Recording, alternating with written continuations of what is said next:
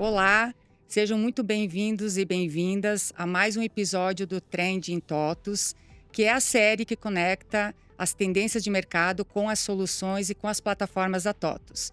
Eu sou Ângela Maria Geller, eu sou a diretora de produto para a logística e hoje nós vamos falar sobre o segmento que literalmente movimenta o Brasil e que nós tantos amamos aqui na TOTUS.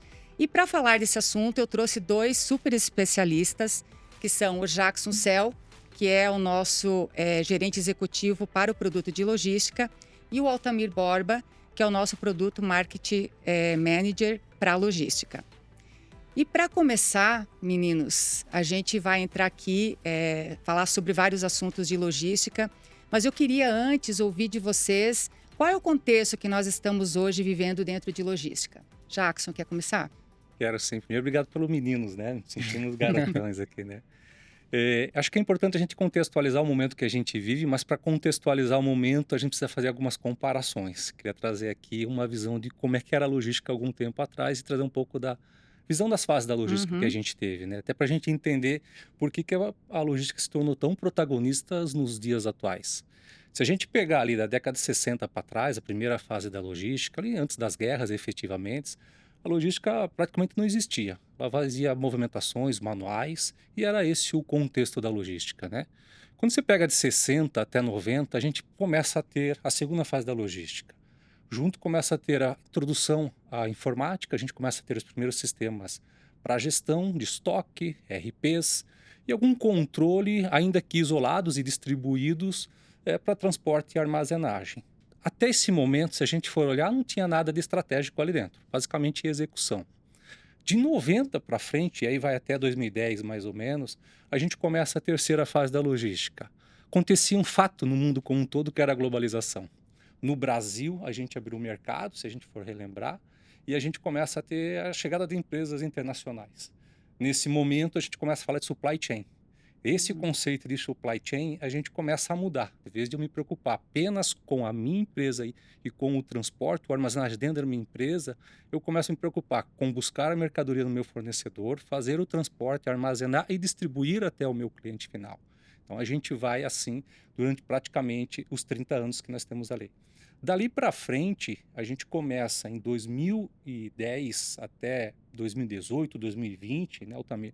A gente começa a ver a quarta fase da logística, que Uhum. ela vem em resposta à indústria 4.0, Uhum. que é justamente um apanhado de tudo que vinha acontecendo naquele momento. Abertura de mercado no mundo como um todo, globalização, tecnologia, computador na palma da mão, internet disponível para todo mundo e trazendo a necessidade da indústria se adaptar e trabalhar com hiperflexibilização. Ali a gente começa a falar de várias novas tecnologias que eram disruptivas.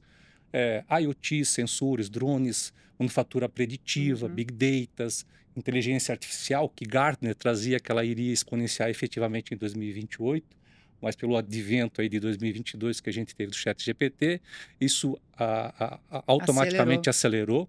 A gente vivenciou ali então a quarta fase da logística. Ali junto já era uma resposta para conseguir fazer essa hiperflexibilização. Até então eu transportava em grandes lotes, então enchia dos caminhões, levava nas gôndolas e a gente comprava o que estava na gôndola. Isso inverte totalmente por causa da tecnologia que foi empregada e na palma da mão eu conseguia comprar o que eu queria. Automaticamente a logística tem que se reinventar. Eu já não movimento mais em grandes lotes, eu movimento agora SKUs, então Hum. são unidades muito mais complexas para tomar a decisão. Dali para frente a gente começa a ver o quão importante é o uso de tecnologia e quanto a logística passou a ser estratégica. Eu preciso saber o comportamento de uso, comportamento de consumo, para poder prever aonde eu deixo o meu estoque mais perto do meu cliente, para que eu consiga efetivamente entregar em prazos menores, né? Uhum. Há talvez 15 anos atrás, os prazos de entrega era 30 dias, 60 dias. Hoje a luta é por the same day, hoje, né? Umas horas, talvez 2, 3 dias, e para isso você precisa avançar com o teu estoque. E para avançar, você precisa de muitos dados, você precisa de muita tecnologia para poder tomar a decisão correta. E a gente vivencia agora efetivamente, praticamente a fase da logística 5.0 com três grandes pilares, né? ESG na veia, gestão, e aí isso traz justamente a necessidade de fazer a automação dos processos. No Brasil, A gente ainda vivencia muita Uhum. logística no papel, então a gente vem com Sim. uma necessidade É um desafio, né, de Jackson? digitalização. Inclusive na logística e outros segmentos é ainda a utilização de papel. Exatamente. Então, o primeiro pilar é gestão, o segundo pilar, inteligência artificial, ajudando o homem a tomar as decisões mais corretas e mais assertivas. Lembrem, até então eu movimentava em grandes lotes, agora eu preciso saber que mercadoria deixar mais próximo do meu cliente. Inteligência artificial está aí para isso, entender comportamento de uso e poder tomar as melhores decisões. E o terceiro pilar, de fato, a logística passa a ser protagonista, porque ela assume um papel importante de poder entregar para o cliente valor. Então, o terceiro pilar é o cliente no centro e a logística entregando esse valor. Até na semana retrasada fiz uma compra por um site e ficou muito legal, pesquisa de NPS. No final tinha pesquisa de NPS do produto e veio junto uma pesquisa de NPS que não tinha visto, do serviço logístico, Uhum. visibilidade da compra e o Interessante. processo inteiro. Isso ajuda muito a trazer tranquilidade para quem está fazendo a aquisição daquele Uhum. produto, né? Porque você começa a saber tudo que está acontecendo e você não fica naquele vácuo. Então a logística se tornou protagonista por praticamente tudo isso que veio acontecendo no decorrer desses últimos anos, né? Perfeito. Acho que a contextualização do Jackson é praticamente Uhum. plena em relação à timeline, a evolução que a logística tem, o posicionamento que ela tem, mas muito conectado com os temas que você traz, Jackson, eu colocaria dois, talvez três pontos. Dois, partindo do final para o começo aqui, a indústria conversando direto com o consumidor. Acho que é um Uhum. posicionamento que, Personalização, né, Altamir? que mudou o jogo. A gente tinha uma indústria aqui que tinha um, dois, três intermediários. Lá no final tinha um serviço logístico, um distribuidor que levava isso ao cliente.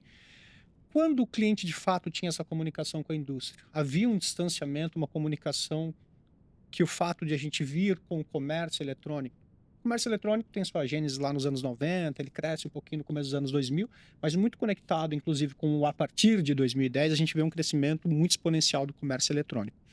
E o comércio eletrônico, ele traz uma experiência de compra Uhum. diferente, ele aproxima a indústria do consumidor final, essa comunicação que a gente traz no início da fala, ela se torna mais fluida, mas essencialmente a gente vê uma corrida de prazos que começa lá fora, mas a gente vê isso no Brasil muito presente ali a partir de 2015, e ela muda a percepção do consumidor sobre exatamente o que você traz no final, sobre a percepção da qualidade, do nível do serviço logístico. Isso nos pressiona, enquanto fornecedores de tecnologia, a trazer tecnologia para resposta a isso.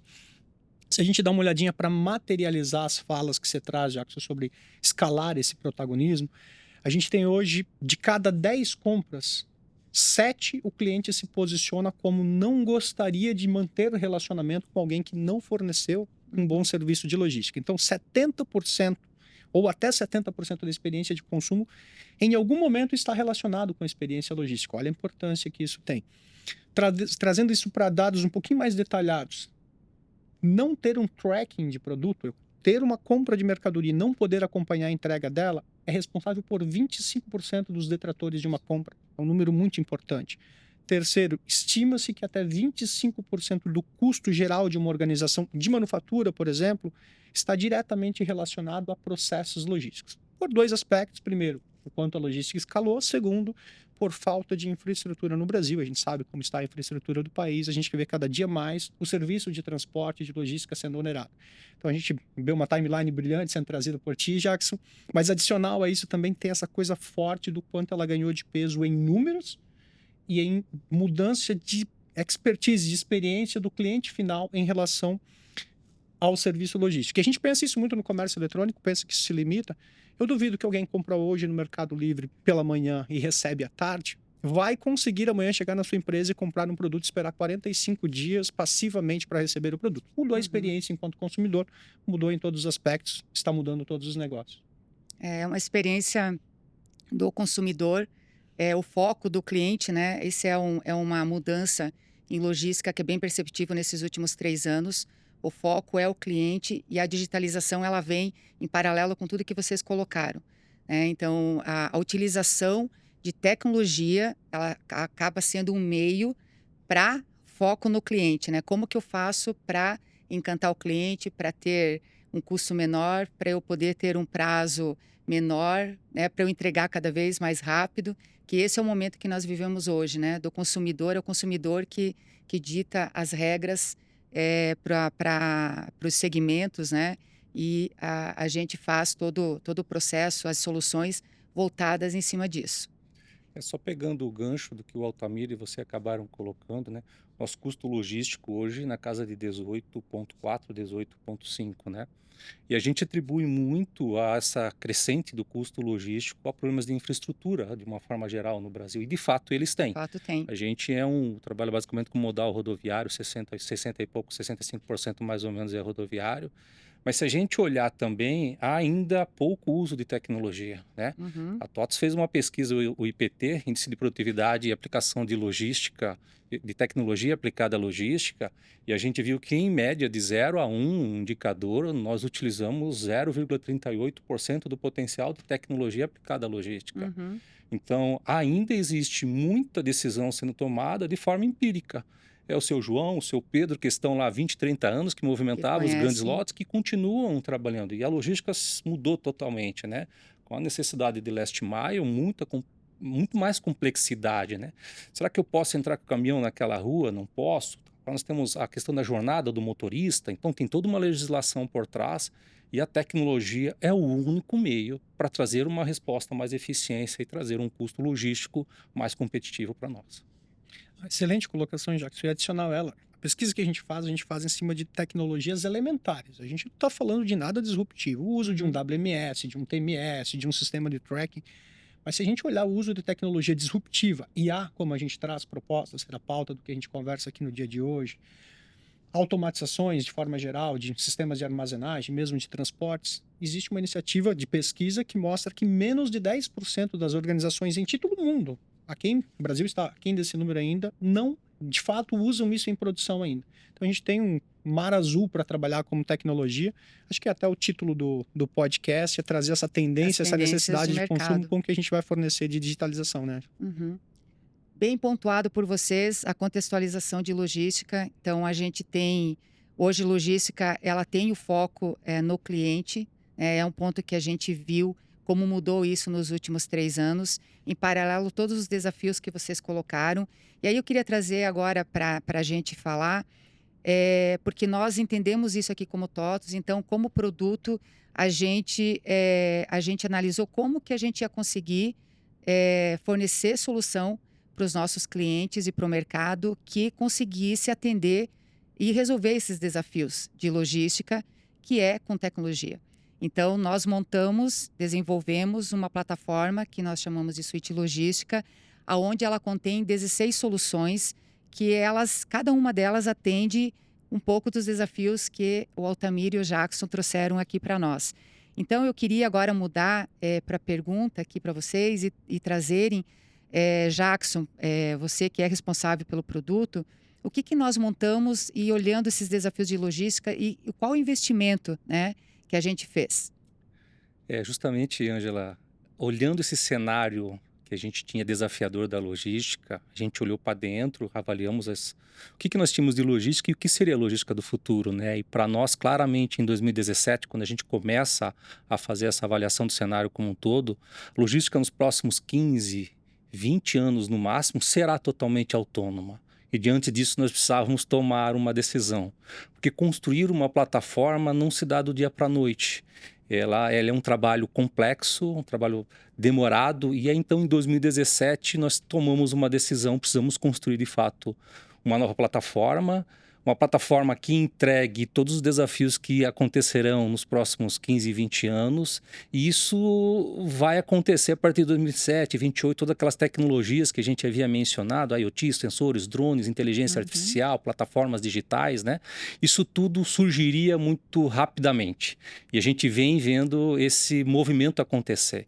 Então fizemos um trabalho de 2017 até 2019, foram 3 anos, definindo a arquitetura. Por que definindo a arquitetura? Nós precisávamos ter certeza de que, quando abríssemos a carenagem da nossa plataforma, né, da nossa espaçonave, a gente pudesse ter certeza que aquele produto nos levaria a outros níveis e outros patamares. Então foram 3 anos que nós tentamos e fizemos uma mesma solução, só para ter uma ideia, 4 vezes. Né? Muitas pessoas falam, putz, mas você está investindo, não está saindo. Nossa preocupação não era a primeira solução, mas o desenho da obra como um todo, como você colocou, das 16 soluções. Até porque, né, Jackson, a gente tem um desafio na TOTVS, que é a gente atender o cliente pequeno até o cliente grande, né, independente da complexidade. E isso, a gente sempre fala, né, que o simples é o mais difícil de fazer. Exatamente. Como que você deixa uma solução simples, né? O por trás, ela é muito mais complexa. Então foram 3 anos basicamente para nós discutindo justamente isso. Como é que eu crio uma arquitetura que eu consigo atender um cliente pequeno e um cliente grande? Como é que eu escalo isto? Como é que eu trago a melhor tecnologia? Eu falo os protocolos mais disruptivos que existiam naquele momento nos próximos anos na mesma linguagem para que a gente pudesse navegar a mesma onda do que viria pela frente. E fomos muito felizes. Após 3 anos de construção, chegamos na plataforma efetivamente de como nós iríamos construir e em 2020 nós efetivamente começamos a construir. 2020 ainda liberamos a primeira solução chamada Checklist. 2021 aí a gente já começou a liberar outras soluções como o YMS, né, que faz a gestão de pátios, portarias, sistema de agendamento de docas. 2022 a gente foi liberando aí o nosso primeiro WMS, né, SaaS totalmente. E aí dali para frente a gente veio liberando ano após ano, e a gente faz grandes liberações agora a partir desse final de ano, com as soluções da camada de transporte, efetivamente, né, a cadeia de transporte, e toda a parte de visibilidade e logística. Então, foi um momento que nós precisávamos tomar uma decisão. Eu diria que a gente está muito bem no mercado e muito feliz com o que a gente conseguiu entregar. É uma solução, como você muito bem colocou, ela atende uma pequena empresa e ela consegue atender grandes empresas também, porque ela foi estruturada para conseguir ter uma versão core, onde você tem o mínimo e o essencial para uma empresa, você tem uma segunda camada, onde você tem ali fluxos BPM, você define se a tua empresa precisa daquele controle ou não e você adiciona aquele processo, você tem uma terceira camada de especialização, onde se eu estiver rodando manufatura, eu preciso que tenha comportamentos da manufatura. Se eu estiver rodando um operador logístico, eu preciso que a solução tenha comportamentos do operador logístico, do distribuidor e assim por diante. E a quarta camada que a gente tem é de legislação. Como nós estamos fazendo uma plataforma de classe mundial, que é para rodar em qualquer lugar do mundo, nós tínhamos que separar a legislação. Porque no Brasil nós temos duas logísticas, a logística física e a logística fiscal, que elas estão entrelaçadas. E a gente fez questão de separar isso para que a gente pudesse avançar para qualquer lugar do mundo, né? Então, a gente conseguiu fazer uma plataforma digital, né, do começo ao fim da jornada de logística. E um dos pontos que eu acho muito interessante, né, eu que vivi o mundo on-premise das soluções, né, vocês também viveram, mas eu vou falar que eu que vivi, é a preocupação nossa que ela todos os detalhes, né, da construção. Muito diferente da forma de desenvolver em on-premise, nós desenvolvemos essa solução toda em SaaS, né, com tudo que tem mais de moderno, falando de tecnologia, que ela é propícia para o paradigma SaaS. E um dos pontos que eu achei muito interessante nessa construção dos 16 soluções é a preocupação nossa em utilização de UX e de preocupações de chegar, por exemplo, como que você faz com a voz quando que você manda alguma mensagem de voz, né, quando que é para um operador, quando que é para uma camada de liderança. Então, todo esse tipo de preocupação que nós até então não tínhamos falando desse sistema, né, Jackson?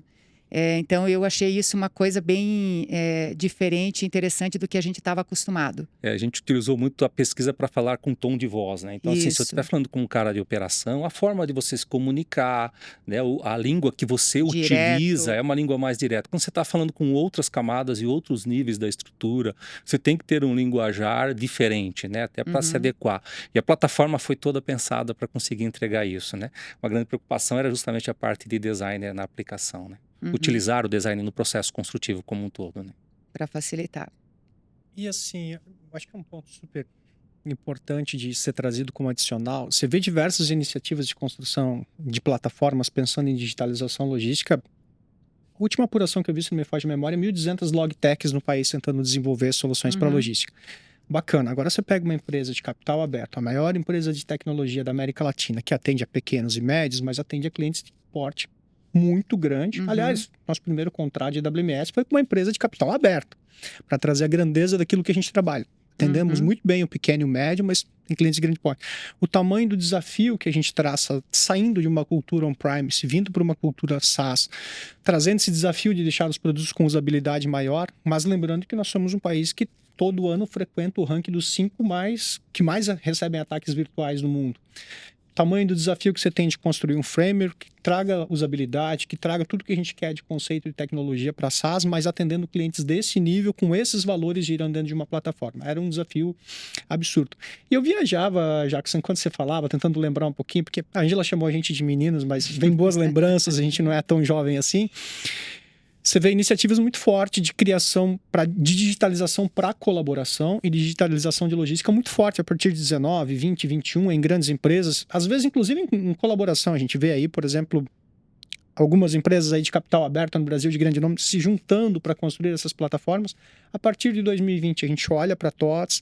Isso é um sinal positivo de como a gente é saudável como companhia. Em 2016 a gente já tinha essa certeza, em 2017 a gente inicia um planejamento, em 2019 a gente já tinha assinado o contrato. O primeiro contrato foi em 2019. Então, o quanto a gente consegue antecipar, ler o mercado e antecipar essas decisões e esses trade-offs trazem um valor para a companhia interessante, né? Muito legal.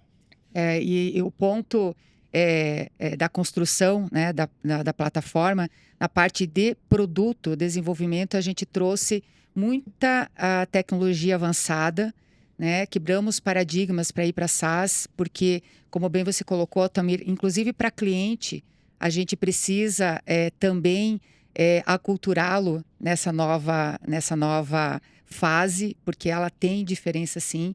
Mas a experiência que a gente está tendo, todos os clientes, eles começam a usar e é nítida a parte de qualidade que traz essa nova solução, de como atende mais o cliente na solução que a gente fez. Então, os desafios de desenvolvimento de produto, a gente conseguiu, né, trabalhar bem. E tem também um dos desafios, quando a gente fala de solução, que é a implantação dessa ferramenta, né?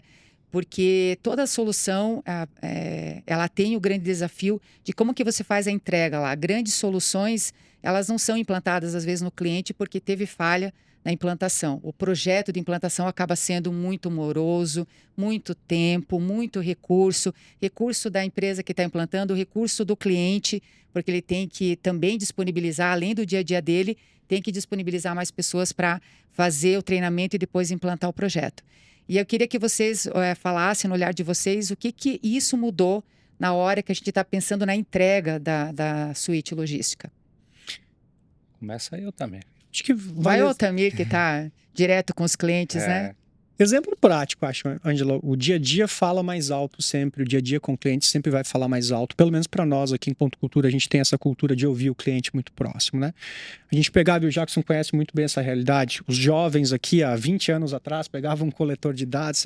Passava semanas, literalmente, pegando um exemplo bem prático, trazendo uma pessoa de operação, uma pessoa que recebe mercadoria, por exemplo, você passava às vezes uma semana treinando ela a usar um coletor de dados. Achava o máximo, né, gente? Nossa, um coletor de dados, VPN, gente, ai que coisa linda. Mas era decorada, era uma experiência de uso absurda, assim, e acredite, isso não evoluiu tanto assim nos últimos anos até a gente trazer esses conceitos de usabilidade. E a gente percebe com os projetos atuais, 3, 4 horas de capacitação de uma pessoa que por vezes nem é tão incluída digitalmente, tem ali seus desafios para usar um aplicativo em mobilidade. Com 3 ou 4 horas a gente tem deixado ela apta para usar esse tipo de solução. Isso é uma resposta a tudo que a gente fez, é uma resposta ao trabalho que foi feito, né, Jackson? E queria pegar o gancho ali que nós estávamos puxando e falando de designer, né? Uma das grandes preocupações que nós tínhamos quando a gente foi começar a criar a plataforma era entender a implantação, as dores lá da implantação e do próprio usuário. E a logística no Brasil, de uma forma geral, o usuário final que está ali, ele troca uma empresa pela outra muito rapidamente pelo poder aquisitivo que ele tem, né? É a condição do mercado. E a gente precisava resolver algumas coisas, né? Primeiro, ser fácil de implantar. Se eu tenho uma operação, independente de ser uma empresa grande ou uma empresa pequena, você tem empresas grandes com processos extremamente simples. Complexo menor. Você entra pallet, movimenta pallet, sai pallet. Você tem empresas pequenas com processos extremamente complexos, que você precisa montar kits, enfim, fazer outras atividades no meio do processo. E como é que a gente traria isso para dentro da plataforma para que a gente pudesse ser competitivo, né? Realmente competitivo? Nosso objetivo e a nossa missão, quem convive conosco diariamente, precisamos democratizar o mais alto uso da tecnologia disponível no mundo para as empresas pequenas, médias e as grandes, de tal forma que a gente consiga fazer que os projetos que talvez coubessem apenas em empresas grandes caibam numa empresa pequena. E a gente Boa. trabalhou muito. Então, designer para nós foi um movimento um movimento que nós fizemos dentro do time, porque até então a gente trabalhava muito para criar telas. Né, criar ali a melhor tela. A gente saiu desse contexto e a gente foi pensar na experiência do cliente. Sempre fomos vivenciar a operação. O que nós fizemos? Nosso PO hoje, que é o dono do produto, ele é responsável pelo definir a jornada do negócio. Mas o nosso designer, ele é responsável e está junto com o PO para entender a jornada de uso, a experiência de uso. Então, o meu PO hoje, dentro das nossas soluções, ele vai trabalhar com o negócio, a evolução do negócio. E o nosso designer continua como responsável dentro do produto, avaliando a usabilidade e o quanto está fácil ou não. E aí a tecnologia disruptiva que a gente usa nos permite usar outras ferramentas de mercado que nos permite avaliar até o comportamento de uso do mouse e do usuário. E a gente consegue toda hora avaliar que talvez a gente precise evoluir algumas coisas. Um exemplo muito simples. Temos lá em algumas telas filtro adicional. Né? A gente olha pela ferramenta que toda hora o usuário vai lá no filtro adicional, ele precisa fazer isso. Por que não trazer aquele campo já para a tela inicial, primeiro campo e automaticamente? São essas coisas que trazem usabilidade. Né? Fora aquelas questões das 4 camadas. Também dentro da plataforma, nós precisávamos nos preocupar com o treinamento. Como eu falei, tem rotatividade muito grande. E a gente não pode deixar o usuário, né, por ter saído da empresa, enfim, a empresa perder o conhecimento. Então, nós também fomos investir em ferramenta para onboard, ferramenta que entra um novo usuário, ele por dentro da própria plataforma, ele consegue novamente o usuário que entrou a ser treinado. Isso tudo fez com que a gente conseguisse reduzir os nossos custos de implantação e conseguisse escalar e facilmente a gente conseguir implantar e trazer pequenos ganhos aos poucos. Até então você tinha que fazer grandes mudanças nos projetos de implantação. Você tirava o RP, você tirava para poder implantar um WMS. As nossas 16 soluções te permitem você ir implantando cada uma delas isoladamente e você ir ganhando, né, cada vez mais digitalização no teu processo e você ir evoluindo sem ter que fazer esses grandes big bangs, né? Esse foi um dos pontos também de grandes vantagens que a gente teve com a suíte, né? Porque você não precisa levar um RP junto, né? O grande desafio que nós temos na TOTVS que a gente trabalha é que para a segmentação, né, ela seja desacoplada do RP, para realmente a gente poder dar inteligência para o segmento. Então, quando a gente fala de logística, a suíte ela veio desacoplada, pode ser colocado em qualquer ERP, justamente para podermos solucionar e ser o que a gente tem de missão aqui dentro da TOTVS, que é ser o Trust Advisor do cliente. Resolver, né, a necessidade e resolver o problema do cliente. E aí a gente completa a jornada de desenvolvimento com a solução moderna, com uma solução com inovação, apta a facilmente a gente conseguir conectar com as novas tecnologias que tem, porque em paralelo com todo esse movimento que a gente falou da logística, a gente teve um barateamento.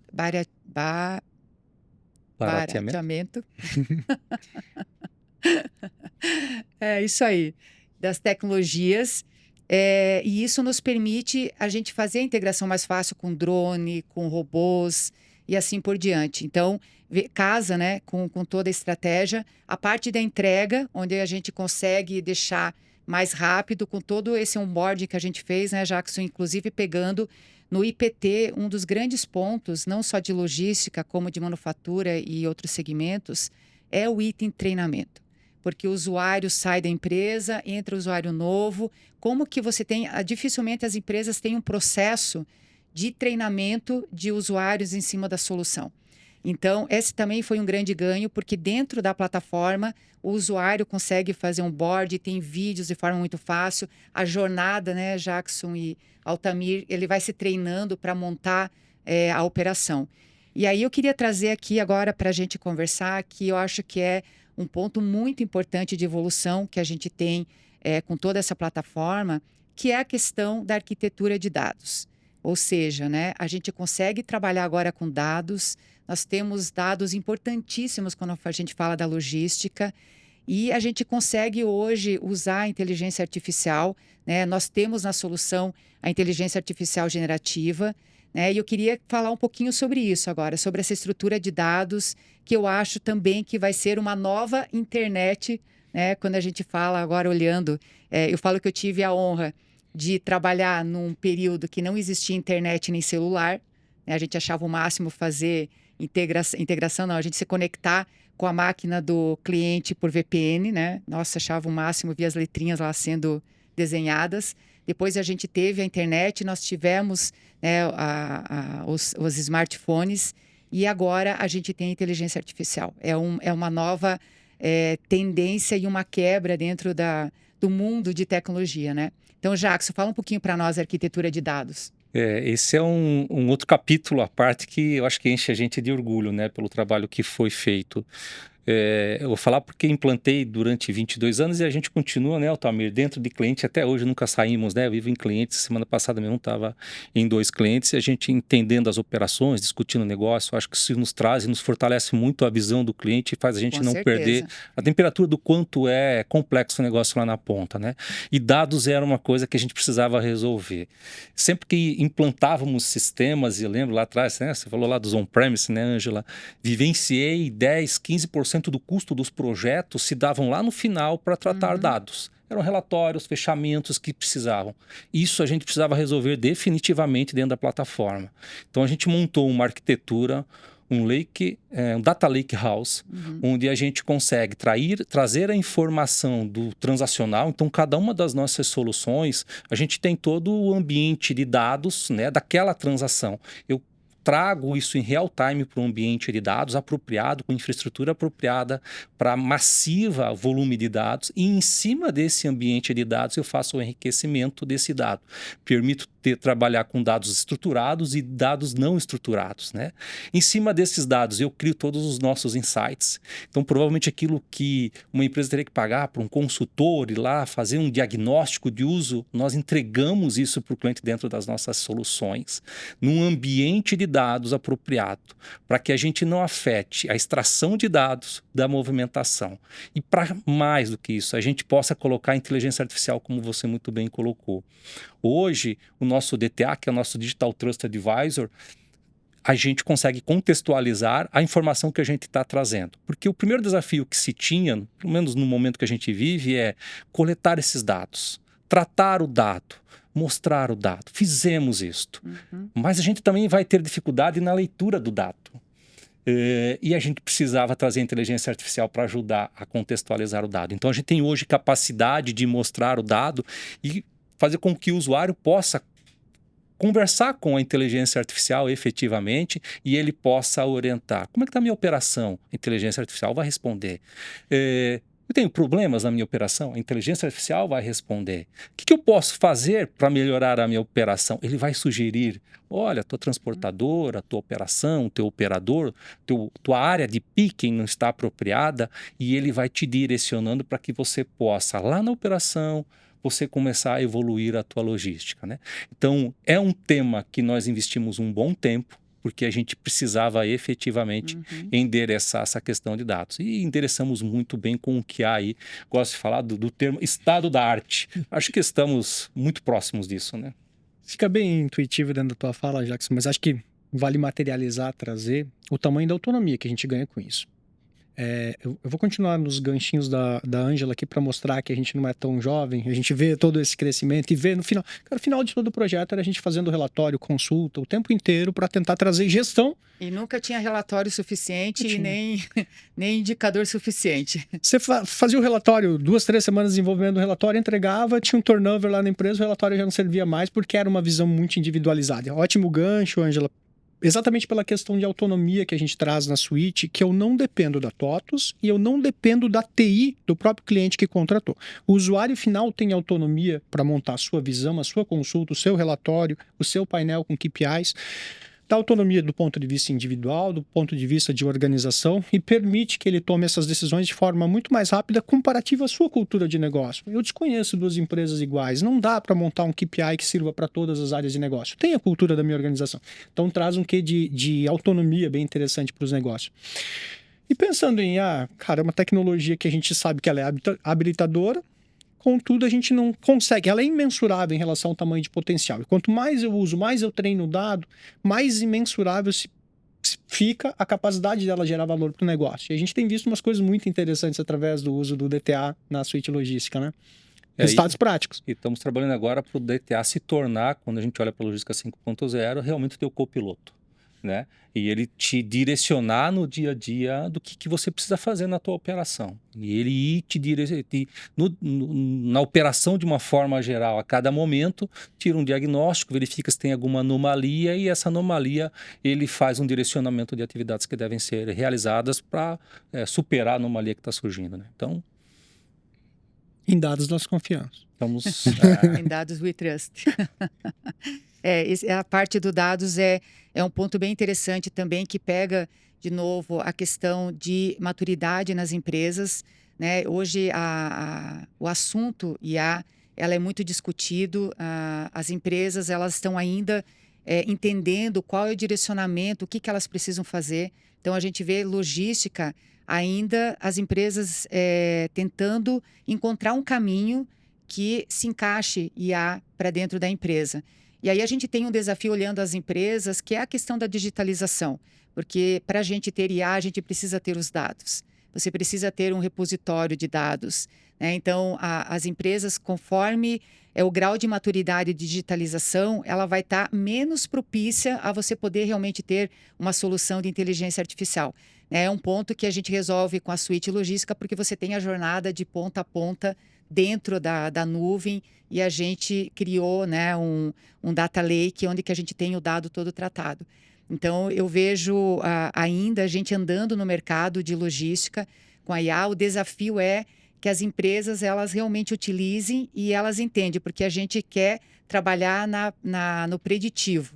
Né? Hoje, com a inteligência artificial generativa, a gente tem as respostas que o cliente fizer no nosso DTA, ele vai analisar nos dados e dar resposta. Mas a gente quer começar a criar soluções preditivas, que é aquilo que o Jacques falou, né?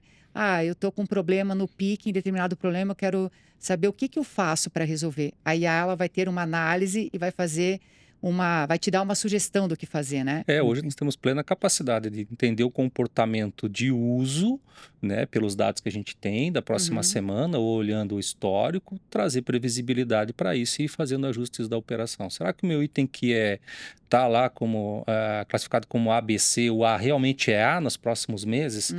Está ocupando a área mais nobre de um armazém, e quando talvez ele não venha a ser o item de maior movimentação, pudesse ser colocado numa outra área onde você abre espaço para você ser mais efetivo.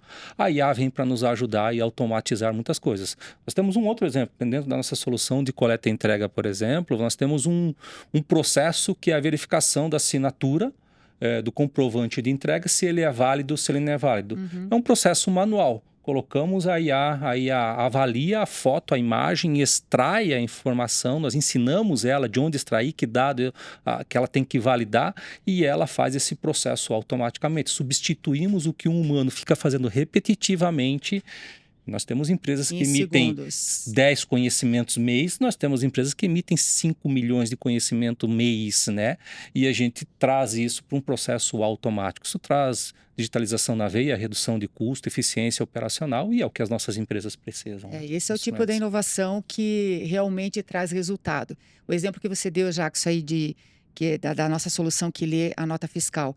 Num cliente, a gente teve quanto que ele economizou de pessoas que ele tinha fazendo isso? A gente tem um cálculo, mais ou menos, de a cada 25 mil conhecimentos, esse processo de IA consegue substituir, né? A IA consegue substituir facilmente uma pessoa a cada 25 mil conhecimentos, né? Nossa. E isso vamos começar a utilizar cada vez mais isso no dia a dia, né? Imagina você ajustando a tua operação para o que vem no dia seguinte, para o que vem na semana seguinte, né?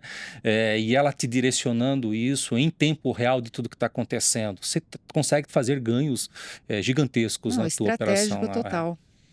E fazendo a conexãozinha, IA é a ponta de tudo isso, né? É o resultado de todo um trabalho feito. Mas quando a gente olha para o tripé de gestão de uma operação, ele começa por pessoas, ele vai passar por processos e ele vai terminar em tecnologia. Acho que essa é a estrutura ideal.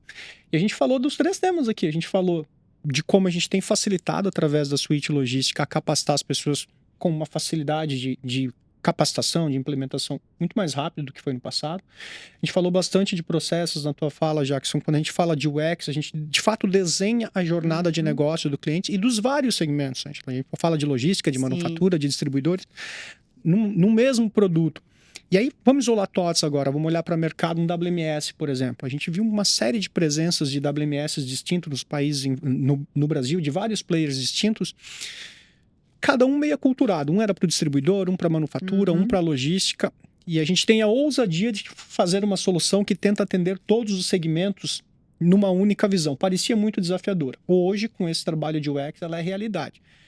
Vou juntar, inclusive, com a fala de, claro, a gente tem uma cultura de customizar software presente nos últimos anos, mas o que a gente fez no WMS, ferramentas de WMS é basicamente digitalizar um processo de movimentação física dentro de um software. A gente olha para o que foi feito no WMS de trazer benchmark em prol de descustomizar essa jornada de produto, porque a maioria dos WMS do país eram inteiramente customizados. A gente está com mais de 100 clientes dentro da plataforma, só WMS, e praticamente zero de customização. É resultado de um trabalho muito bem feito, muito bem desenhado. A gente traz pessoas capacitadas mais rápido, processos muito bem desenhados, e aí a tecnologia exponencia, aí a gente surge com IA para fechar com chave de ouro, gerando produtividade, né, Jackson? O resultado dele é tão legal, né, que se a gente olhar o volume de implantações em tão pouco tempo desde o lançamento do WMS, né, lançamos em meados de 2022 final, né, praticamente 2023, estamos em 2024, um resultado assim, muito expressivo a evolução que a gente teve, né? Mas isso também se deve muito ao que nós começamos a mencionar em algum momento aqui da conversa sobre o Trusted Advisor, né? Acho que hoje a TOTUS, ela vem trabalhando muito em, de fato, ajudar o cliente a se posicionar de uma forma diferente. Então, a gente não está indo lá levar um WMS, a gente vai lá entender a operação do cliente, levar para ele boas práticas, porque no final de tudo, quando a gente foi construir cada uma das nossas soluções, uma das grandes preocupações que a gente tem precisamos ter as boas práticas para trazer eficiência operacional.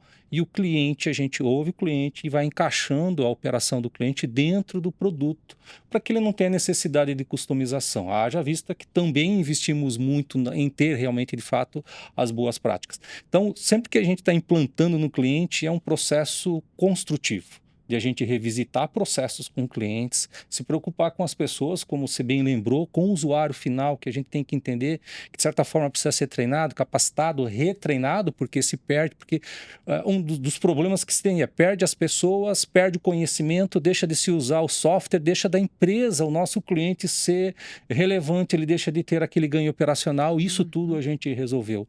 Trusted Advisor é isso, é se preocupar com a dor do cliente, é se preocupar com o ganho, com a eficiência operacional, e tá vestindo a mesma camisa dele, né, trocando calçado com ele e fazendo com que a gente possa, de fato, levá-lo a um novo patamar, né, de eficiência logística. E a gente tem trabalhado sendo muito feliz com isso. Acho que o resultado expressivo que a gente tem demonstra a satisfação dos nossos clientes com o que a gente tem conseguido fazer um trabalho a 4 mãos. Posso materializar a tua fala com um exemplo prático?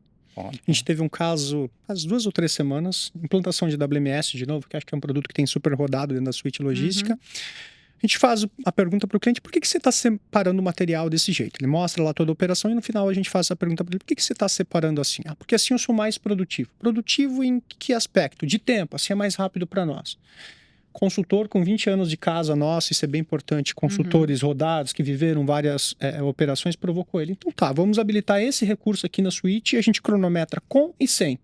No final a gente mede o resultado. 30% de produtividade usando o benchmark em prol do processo cultural que eles tinham. E isso é tecnologia de fato, trazendo produtividade através de processos, né? Que bacana. Outro ponto que eu acho que a suíte trouxe para nós é, por ser uma solução SaaS, a gente consegue fazer com que as empresas realmente se preocupem com o core dela, core business da empresa, né? Deixa a tecnologia conosco, deixa a infraestrutura, deixa o software, a gente trabalha com ele, a gente te entrega isso como solução. Até porque as TIs, cada vez mais, elas têm sido extremamente estratégicas dentro da empresa. A TI que trabalhava lá e ficava se preocupando com versionamento, com atualização, com compra de máquina, com atualização de máquina, né? Licença de vírus, enfim, tantas outras licenças que precisavam, isso tem deixado, né, de lado cada dia. Então, a gente assume este papel de entregar uma logística e um software e uma solução para ele como um serviço. E aí eu acho que a gente consegue fazer com que, de fato, a nossa TI, hoje tradicional, comece a ser mais estratégica dentro da empresa, pensando em projetos, em digitalização de uma forma geral, né? Você está me falando que eu não vou precisar mais parar o software na sexta-feira, atualizar o final de semana inteira para segunda-feira voltar a trabalhar? Nós temos hoje capacidade de fazer uma inovação hoje, passar pelo nosso processo DevSecOps, desenvolvimento, segurança e expedição no mesmo dia e liberar para o nosso cliente. Os nossos clientes recebem uma versão contínua, se nós precisarmos diariamente. Mas a gente tem alguns calendários até para poder manter um processo mais robusto de testes, de validações que a gente tem sobre a infraestrutura como um todo. Mas é isso aí. Provoquei para pegar o gancho. 10 da manhã de hoje eu recebo um e-mail do cliente apontando um incidentezinho, que não existe software sem incidente. A gente manda um e-mail para a pessoa responsável do atendimento, ela responde, já está atualizado no ambiente do cliente, pede para ele testar de novo. Ele testou e deu ok. Eu vou mais além. Nós temos uma telemetria que antes do cliente saber, nós já sabíamos do problema. Nós temos uma telemetria sobre a plataforma que nos permite a gente conseguir saber absolutamente tudo o que está acontecendo. Se uma movimentação, uma transação, um documento, um conhecimento, deveria acontecer em 10 milésimos de segundo e ele levar 12, a gente sabe que teve uma oscilação de 20%, já apareceu uma mensagem para os nossos times de infraestrutura que já estão avaliando o que está acontecendo. Acho que esse é um grande ponto para a gente falar da diferença de on-premise e de SaaS, nativo SaaS, né? Porque também tem SaaS, você pode pegar uma solução que é on-premise e uma nuvem gerenciar para você. Mas é essa questão, porque cada cliente tem uma rede dele, tem um banco de dados dele, né? Tem toda uma infra que é diferente para cada cliente. Então, na hora que a minha solução está rodando para um cliente A, ele roda de um jeito, para o B roda de outro, para o cliente C roda de outro. Então, essa diferença não está na nossa mão para poder melhorar. A gente faz inovações, né? Não só TOTVS, como as empresas de software, fazem inovações, mas depende do cliente atualizar. No tempo dele, quando ele tiver janela de atualização, todo o processo que ele tem. Quando eu falo de uma solução nativa SaaS, tudo isso está na nossa mão. Então, o controle, né? O que nós colocamos aqui é muito diferente, né? Eu consigo ter muitas facilidades, eu consigo gerar valor para o cliente que na solução on-premise eu não vou conseguir da mesma maneira, por conta de você ter tudo isso na mão aqui, a gente resolvendo. Perfeito. E isso traz para nós também mais desafios, né? Porque eu tenho a necessidade de resolver a questão de infraestrutura, manter a infraestrutura, segurança, né? Mas isso tudo a gente endereça dentro desse nosso processo de DevSecOps. Inclusive, a gente investe muito em cibersegurança, fazemos pentests, temos um processo, né, a ISO por trás, garantindo que o nosso processo valide e homologue esse processo de desenvolvimento e liberação e expedição. Temos automação para absolutamente todos os nossos softwares que garantem se os nossos serviços estão todos no ar e funcionando do jeito que a gente está planejando funcionar, 24/7, sem oscilação. E olha que bacana, Ângela, você trazia o ponto da suíte ser agnóstica. Isso acho que é bem importante ser reforçado. Hoje, as ferramentas principais ali da suíte já estão conectando com os RPs nativos TOTVS, mas com 7, 8 outros RPs de mercados não TOTVS, se a gente conectar os dois pontos. Ela é agnóstica, se conecta com qualquer RP, e a questão da integração e telemetria que a gente tem aqui, que a gente sabe antes de ocorrer um problema de integração com um software que não é nosso, que uma situação pode acontecer. Para quem tinha as experiências de integração que a gente teve, anos 90, anos 2000, para a gente que é jovem, né, Ângela? Como você nos fez lembrar, como tá fluido, como tá bacana, como a gente consegue antecipar essas conexões. Né? Mas aí eu volto no tempo. Quando a gente fez o diagnóstico em 2017, entre todos os problemas e dificuldades que a gente tinha, do usuário, do dado, enfim, integração já relatava assim. E é um problema visto no Brasil inteiro, em vários lugares. Qual foi a nossa decisão? Nós faremos a integração do outro lado. Nós temos um time que cuida da integração. Então, não é eu tenho de um lado a suíte, do outro lado eu tenho os RPs. Não, nós temos um time aqui no meio que fez a integração do outro lado, está mantendo e monitorando. Por isso que eu falo, antes do cliente identificar alguma solução, a gente já está sabendo da oscilação ou de qualquer situação que está acontecendo e já estamos trabalhando para tratar isso. Deixou de ser uma habilitação técnica que conectei dois pontos, agora fui sozinho para ter gente. Tem um painel de controle, né, Jackson? Trouxemos para nós a responsabilidade da operação do cliente rodando, né? 24/7, né? Muito legal. E a gente falou aqui de logística, olhando realmente o core de logística, né? A gente falou muito aqui do serviço de transporte, falamos um pouco de visibilidade. E quando a gente fala de movimentação interna, a gente tem ali os segmentos de manufatura, das indústrias, né? quais outros segmentos que vocês veem e quais são os pontos dos outros segmentos que a gente também resolve com a logística? Pegando que a logística ela é estratégica e passou a ser estratégica. Porque esse é um ponto que eu vejo bastante as pessoas, quando se fala de logística, pensa só lá na transportadora. Essa tua pergunta é perfeita. Eu acho que é muito legal para a gente poder contextualizar, né? Acho que a pandemia trouxe uma visão do que significa logística. As empresas, infelizmente, aconteceu o que aconteceu, mas tiveram problemas do dia para a noite justamente por não conhecer o conceito de logística. A logística, ela está presente em absolutamente todos os segmentos, todos os 12 segmentos da TOTVS. Você vai no saúde, você tem logística do transporte, da armazenagem, né? A logística de data de validades, você vai na manufatura, você tem a logística para poder fazer a busca da mercadoria, alimentar a área de produção, depois fazer o processo de inspeção. Você vai no agro, é logística pura de transporte, armazenagem. Enfim, a logística ela está presente em absolutamente todos os segmentos. A nossa plataforma foi construída para atender pequena, média e grande, mas também para atender lá naquela terceira camada que eu mencionei lá no começo da especialização, a gente trazer o WMS, o YMS, o TMS, a nossa solução de visibilidade logística, justamente olhando aquele segmento com um olhar, com os dados, com a visão do que aquele segmento exige para nós. Bem interessante, Charles. Eu fiquei aqui refletindo quando você falava, que eu acho que a gente teve duas grandes lições para a gente entender os dois principais aspectos da logística, da intralogística e da logística de distribuição e transporte. Primeiro, greve de caminhoneiro. Quem não ficou 2018, no posto lá em fila não descobriu o que é transporte. Aí a gente vem para a pandemia, a gente descobre o que é intralogística. Se o cara lá em Taiwan parou de fornecer chip, a gente para a produção aqui no país. Aí a gente descobre como é que funciona essa cadeia de supply. Aí a gente sabe que tem uma cadeia mundial. Já era uma reflexão bem interessante. Agora, pensando no aspecto específico das especialidades de cada segmento, muito difícil, muito desafiador na visão de um construtor de produto, como é que você traz o cara do agronegócio que tem uma logística completamente de um distribuidor de insumo, que estando mesmo como distribuidor, já é diferente do distribuidor de atacarejo, que tem uma outra cultura dentro da organização. Saúde tem logística, até jurídico tem logística, por incrível que pareça. Então, a gente tem um aspecto cross muito forte. A gente conhece logística por prestação de serviço de armazenagem, prestação de serviço de transporte, mas na verdade ele é um core que está dentro das organizações. A forma como eu separo, Bem, vamos dar uma olhadinha para o mercado digital, vamos brincar de rede social aqui. Quando você vê influencer indo lá no Instagram, abrindo a caixa, mostrando uma experiência de compra dele, são todos conceitos logísticos, ela está presente em todos os segmentos. Muito bacana. E para a gente falar aqui também, encerrar a nossa jornada de logística, né? A gente falou de produto, falamos das tecnologias e o que a gente usou para melhorar a experiência do nosso cliente, falamos da entrega, né, das soluções e das soluções, falamos do mercado. E o que vocês veem de tendência para a logística para o próximo ano? Não eram 2 horas de podcast? Como é que já está acabando? Quer começar ou posso?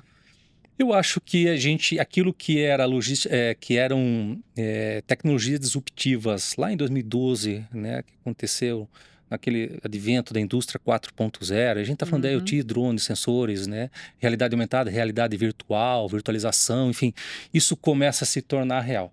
Inteligência artificial, como eu havia mencionado, Gartner dizia que era 2028 que a gente de fato iria exponenciar. ChatGPT vem em 2022 e todo mundo começa a conhecer. Agora a gente precisa fazer com que a logística, com que a IA de fato seja um copiloto apoiando no direcionamento de forma proativa, né? Outras coisas que vão acontecer é o uso de IoTs, sensores, drones. Se a gente olhar para trás, havia um dado dizendo que a gente iria se conectar com dispositivos em 2020 chegaríamos a 50 bilhões. Chegou 2020, foram 80 bilhões, né? Isso veio crescendo. Por quê? O volume de novas tecnologias e o uso por todos nós, nas nossas casas, de certa forma, veio fazendo com que a gente tivesse um barateamento. Quem olha um drone há 20 anos atrás, você comprava um drone e pagava 200 mil reais. Hoje, você paga 2 mil reais, até estava vendo no site esses dias ali, para fazer, utilizar na lavoura ou para fazer movimentação aí de 2 quilos, 3 quilos, você paga aí de 2, 5, 10 mil reais, depende para a utilidade que você quer. Então, você começa a empregar. Sensores, você vê barateando cada vez mais. RFID, etiqueta, quem via 20 anos atrás, $20 uma etiqueta. Hoje você paga 2, 3 centavos de dólar uma etiqueta. etiqueta. Então, o que eu vejo é cada vez mais empregar sensores, IoTs, robotização, automação no processo da logística. E isso encaixa perfeitamente com a logística que nós criamos dentro da nossa plataforma. Ela foi toda construída para ser automatizada. Ela tem um DNA de tecnologia com um protocolo que fala com essas podemos dizer, tecnologias que eram disruptivas, mas que hoje elas ganharam realmente um volume de utilização muito grande. Acho que tem primeiro um aspecto geopolítico que é super importante. A gente viu nos últimos anos a Ásia predominantemente produzindo as questões de hardware para tecnologia, mas acho que os americanos não gostaram da brincadeira e percebe-se um movimento muito forte da economia americana para aos seus arredores, no México, ter um custo de produção mais competitivo também, porque a gente sabe que prestação de serviços nos Estados Unidos acaba sendo Inclusive, caro. os Estados Unidos já vai começar a produzir chips, né? Que era... Exato. E isso vai reduzir ainda mais, acho que era a fala que você trazia anteriormente, reduzir ainda mais o custo, vai nos deixar muito mais competitivo para ter acesso mais fácil a esse tipo de tecnologia que, por mais que tenha reduzido bastante o custo, ainda tem uma barreira ali, às vezes, para alguns negócios, ela não se sustenta. Acho que esse é um ponto importante. De fato, acho que não há discussão em relação de que o caminho é automação. A gente viu agora a Canton Fair na China, que é a maior feira de fornecedores da China, 70% era dominado por IoT, sensores ou tecnologias de visão de futuro. Tem muita coisa que ainda se está olhando para o futuro, não está de fato na realidade das empresas, mas acho que o papo de IA a partir de 22 ali despertou a necessidade de eu ter que apurar essa base aqui para usar IA. Talvez o terceiro aspecto em relação ao uso de tecnologia é o quanto ela vai nos tornar produtivo. E talvez, Jackson, pensando futurista aqui, a gente de fato vai ter ser humano fazendo coisa de maior valor agregado ou tendo uma vida um pouquinho mais cômoda. E vale uma brincadeira no contexto histórico. Tem um estudo que diz que um rei em 1700 era um cara que trabalhava mais do que uma pessoa que trabalha 8 horas por dia hoje dentro do escritório do ponto de vista de movimentação física. Eu acho que é uma tendência inegável de que a tecnologia vai cada vez mais fazer esse trabalho, uma contagem, por exemplo, contextualizando a logística. Cara, você coloca lá uma câmera OCR, ele vê 10 caixas, eu não preciso lá um cara contando, o OCR contou. A gente vai deixar ser humano fazendo coisa de maior valor agregado. E quem sabe com isso aqui, trazendo para um aspecto humano, pensando no ESG, a gente vai deixar as pessoas mais focadas em família, com um tempo maior para cuidar daquilo que de fato importa para a gente. Quem sabe, inclusive, resolver problemas sociais tão sérios que a gente tem, né, Ângela? Porque a experiência nos fala, né? Eu que vivi a tecnologia quando não existia tecnologia, que cada tecnologia ela traz um novo paradigma para você resolver. Você traz visões que não tinha, né? Então, quando veio a internet, você poder se comunicar com tudo e você ter informação online que a gente não tinha.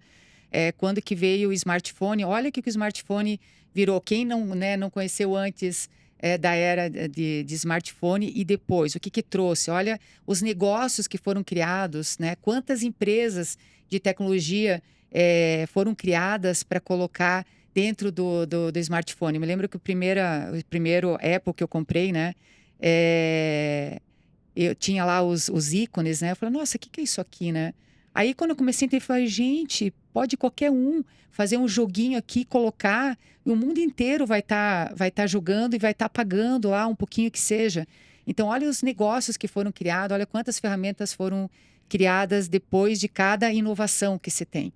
Então, a tecnologia ela vem para isso, né? Uma IA, ela vai trazer facilidade de resolver uma série de coisas e ela vai trazer, com certeza, novos parâmetros de mundo que a gente vai ter também que resolver, né? Então, isso é inegável pelo histórico que a gente já tem de mundo, né? Cada tecnologia disruptiva é um novo ciclo de produtividade no final do dia, né? Exatamente, um novo ciclo de melhorias também, né? Verdade. E a gente vê muito a IA generativa, gerando textos, tal, que é um negócio que ficou super em alta. A gente tem uma série de ferramentas de inteligência artificial rodando por trás de tudo isso. Eu acho que isso inclusive está embedado na suíte logística, que tomam decisões muito melhores do que criar um texto, do que criar um roteiro, do que simplesmente ser um assistente. Ele, de fato, traz inteligência e, de fato, faz aquilo que o Jackson falava lá no início, que é dado não estruturado tem pouco valor. Agora, conseguir conectar tudo isso, e às vezes não só os dados da nossa plataforma, né, Jackson? Trazer dados que o cliente tenha na casa dele para o Lakehouse, aí eu treino todo esse dado, conecto todo esse dado, tomo uma decisão em cima dele, não para geração de um texto, de um roteiro novamente, mas estruturar uma visão de negócio através de IA, acho que já está super na mão e dominado, né, Jackson? Perfeito. Acho que caminho e a tecnologia e a IA efetivamente vem para transformar. aquilo que é repetitivo, entendo que robôs aos Uhum. poucos vão tomando a protagonismo disso, né? E eu acredito muito que o homem vai se adaptar e buscará outras formas, né? Quando o homem começa, talvez, ter mais tempo, ele começa a usar aquilo que ele é melhor, a criatividade. Uhum. Então, outras coisas vão surgir a partir do momento que esse processo manual, de certa forma, for substituído aí por robôs, né? E Agora, inteligência refletindo, artificial. refletindo aqui, com tudo que a gente falou, vocês enxergam o mercado, né? A gente falou, lindo, tudo lindo que a gente falou. Agora, o mercado, como que ele está nesse momento? Né? Ele está comprando isso, ele está implantando, ele está com essa visão toda de tecnologia para começar a colocar no dia a dia? É uma pergunta interessante. Eu vou pôr política, você vai pôr produto, pode ser? Eu vou pôr eu gosto de geografia, política e economia. Eu acho que a gente tem um fator bem interessante que a logística, ela é eu diria que um sensor de como a economia vai. Quando a economia vai super bem, você vê a logística 6 meses antes começando a acelerar. Quando você vê que a economia talvez não vá caminhar tão bem, o governo deveria usar a logística para medir como Pra é que será saber, né? Você começa a perceber que a logística desacelera antes do mercado desacelerar, a gente tem esse parâmetro. Por outro lado, quando a gente tem essa dificuldade de não acelerar muito bem o fator econômico, a gente percebe o mercado de transportes começando a ter um crescimento em relação à oneração dos seus custos. E aí ele demanda tecnologia para conseguir se tornar mais competitivo em tudo isso também. Acho que os fatores geopolíticos vão nos trazer muita incerteza nos próximos anos. A gente vê uma dificuldade aí com guerras ainda que ninguém sabe o caminho disso e impacta no dia a dia da gente. O fator cambial está aí. Então, o fator cambial forte no Brasil nos traz menos competitividade com o uso de tecnologia. Mas no final do dia, acho que não há ninguém que não tenha consciência de que é necessário ter processos e pessoas já amadurecidas, que já deveríamos estar com isso pronto, que já deveríamos estar pilotando numa escala muito maior tecnologia. Acho que vai ser comprada, não vai, Jacques? Eu vejo assim, nos próximos anos, com certeza a logística cresce significativamente, até um dado que cada um ponto percentual de crescimento do mercado de uma forma geral, a logística cresce 3, né? Então, até pelo atraso que se tinha até então. Logística, de fato, a gente pode olhar, não é uma ciência que a gente pudesse olhar de séculos. Olhando no Brasil, em Ela é nova. especial, a gente pode falar que ela começou a existir ali de 90 e ela começou a rampar de 2000 para frente, né, subir efetivamente. Então a gente tem um gap dentro da logística grande a ser tirado para poder trazer eficiência e soluções, porque a logística de hoje ela é muito mais complexa, até pela contextualização que a gente fez lá no começo do que era há 20 anos atrás. Então, olhando para o mercado de logística, o que eu vejo? Um crescimento expressivo em relação ao que a gente tinha até então, porque é o único meio de eu conseguir entregar aquilo que todos nós consumidores estamos exigindo, né? Cada vez mais visibilidade, prazos menores, e a inteligência artificial, dados, é digitalização que vai conseguir trazer este valor aos processos de todas as empresas, de todos os segmentos. E tem um item, Ângela, mega, super importante para a gente falar. Mega. De fato, não, Mega super. Esse pode usar superlativo à vontade. A gente está falando em reforma tributária no Brasil. Um ponto bem importante. De fato, a gente olhava sempre muito para a origem e a partir da origem a gente tributava. E isso perde um pouquinho de peso. Existe uma expectativa de a gente ter ganho de até 10% de produtividade logística. O Jackson falava, logística fiscal e logística física são dois conceitos diferentes, e de fato é no Brasil, essencialmente por causa dos incentivos fiscais. Em isso, de fato, vai degradando nos próximos anos, a gente vê um crescimento mais para a produtividade em função da reforma tributária. Parte importante, o Jackson já trouxe, pode até complementar, Jackson, que a gente tem isso muito claro. Se a gente precisar resolver fiscal e produtividade dentro da plataforma, já são camadas distintas hoje. Vai nos trazer uma competitividade muito legal para a logística e muito mais que isso, vai forçar as organizações a ser mais competitivas em logística. Hoje ela não precisa ser tão competitiva porque ela compensa na questão fiscal. Se ela não pensar essencialmente em logística nos próximos anos com a reforma, ela provavelmente não vai estar competitiva. E isso vai matar muito o negócio. Então o cara vai precisar se planejar de fato antes. As consultorias de mercado já mostram uma demanda muito grande por entender como eu trago essa logística de forma mais competitiva. E isso, claro, demanda também uma plataforma ajustada, pronta para atender isso, né, Jackson? A gente está super na onda e bem atualizado quanto a isso. Ao nós separarmos os processos físicos dos processos fiscais, de certa forma a gente passa meio que imune, porque basicamente a gente está plugado à plataforma fiscal, né? E eu não preciso afetar o processo fiscal, o processo físico dos nossos clientes por causa de uma alteração fiscal, né? Perfeito. Mas vai trazer mais produtividade, acho que é super importante. Pelo menos no contexto do Brasil, a gente deve ganhar uma produtividade bem interessante. Isso é bom. Muito bem colocado. Então, legal, gente. Foi muito bom bater o papo com vocês. Obrigado, Jacques. Obrigado, Altamir. Obrigado a vocês que nos ouviram. E até a próxima.